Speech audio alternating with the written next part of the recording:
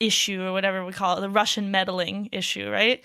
In the US media, I'm confused about like why it's not more clear what's going on. Yes. Why Okay. is this So, so yes. fucking confusing? Yes. Like Trump So- is a slimy businessman. Yes, I'm sure he wants to close a deal. If that is what's going on, then like that wouldn't surprise anyone. But for some reason, that's just a side narrative that like, well, okay, so there's a couple of things going on. It may seem obvious, and there are a few side narratives, but there's also very, very little public evidence to none, which means that people need to stop acting like this is people being the media need to stop reporting on this issue as though it's a fact because it's Right, an investigation.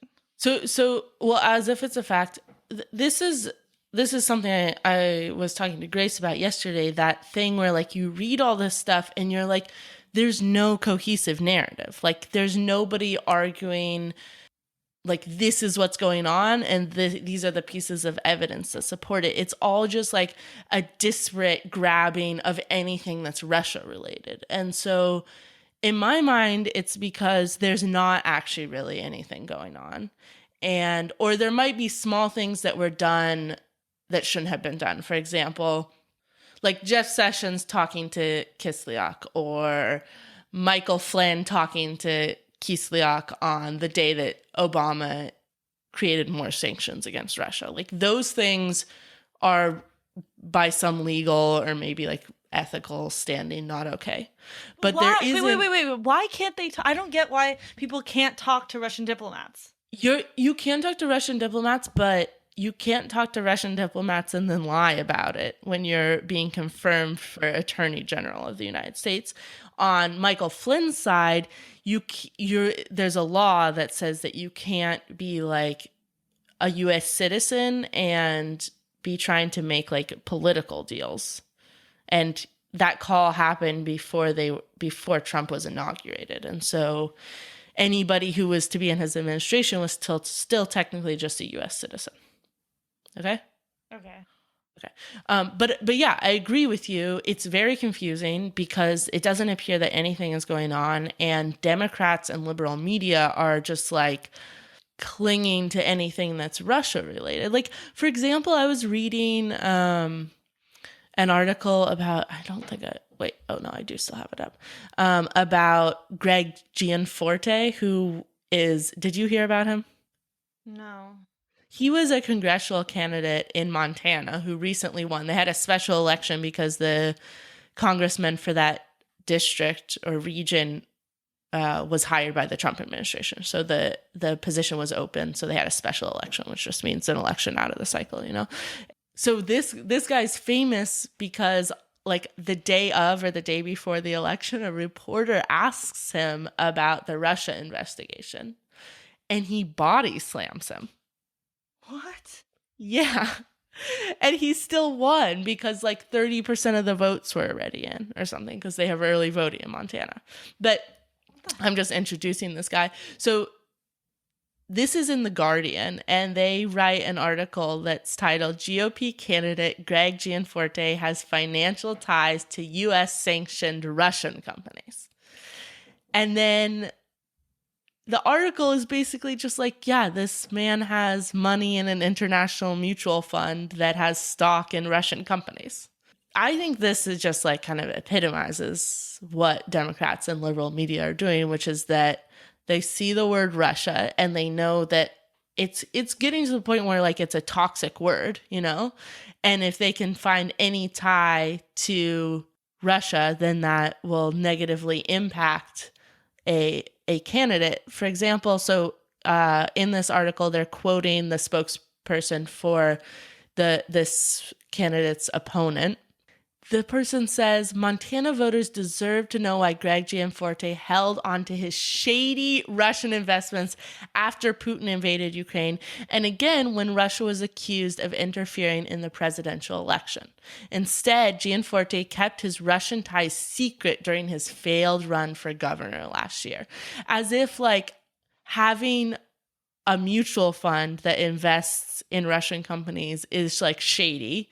and that it's secret. It's just like, it's really ridiculous to me. Like, it's entirely possible that I have investments in Russian companies. Yeah. Like when you make an investment in an international mutual fund, like a huge part of the global economy probably comes from Russian companies. So it's just, it's really ridiculous. Yeah, and also it's not secret, it's just someone's personal information, right? Like, yeah, and he turned over all this information when he was running for Congress. I just think it's like the whole, like, I don't want to call it a witch hunt, but some aspects of it do feel like a witch hunt.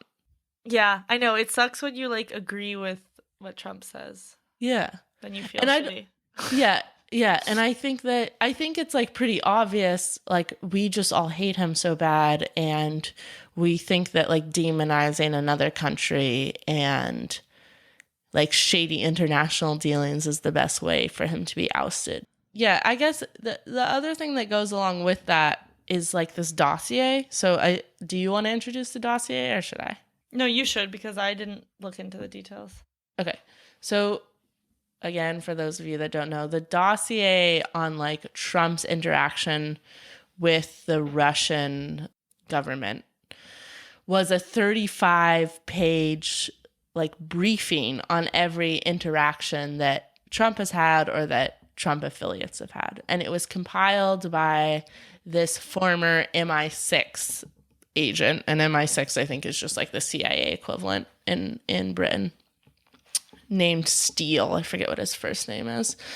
He now runs a consulting company that does like intelligence research. And the dossier was actually first commissioned by a Republican client back in the like primaries when they were trying to undermine Trump's bid. After the primaries were over, obviously it failed. And so Steele took on a new client, a Democrat, who was trying to fund this investigation or this like intelligence research to bring down Trump in the actual election against Clinton.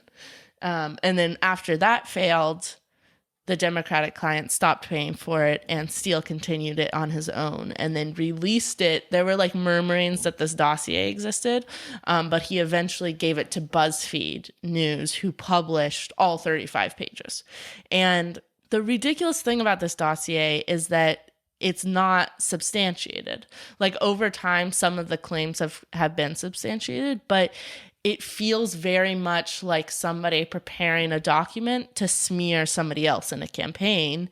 And so like he'll say one thing like, oh, Paul Manafort meets with so-and-so. And then Steele, the author of this dossier, will infer the motivation behind that meeting. So his overall conclusion from this dossier is that Putin ordered hacking of the American election in order to undermine the American population's perception that like their democracy is this like shining golden example of democracy and that it's very stable.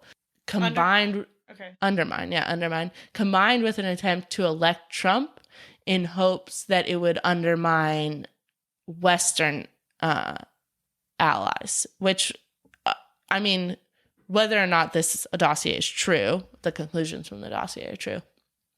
That is happening now. I mean, I definitely think that relationships between America and European countries are weakening because of shitty stuff Trump is doing. The point I'm trying to make with this dossier is that BuzzFeed News publishes it in its entirety when other news outlets refuse to because it was unsubstantiated. And then Rachel Maddow brings this dossier on her show. Like, I saw several days where she's discussing the dossier, where she introduces it. She says, oh, it's not substantiated. And then she proceeds to just like pull from it for the entire show and like have it on screen and highlighting things that are happening and sort of doing that like, oh my God, what is going on thing. And I think that just like there's one episode that's titled like, oh, more stuff falling into place from the dossier, as if like this is the dossier is like the only sort of like stable narrative we have about why it's possible that there might have been collusion between the Russian government and the Trump campaign. And so I think Rachel Maddow was clinging to it, at least in like early March. But yeah, I don't think that's why it feels to me like there's not actually anything going on. And just the fact that, I don't know, just the fact that anytime the word Russia pops up, it like is immediately suspect makes me more disbelieving of any accusation.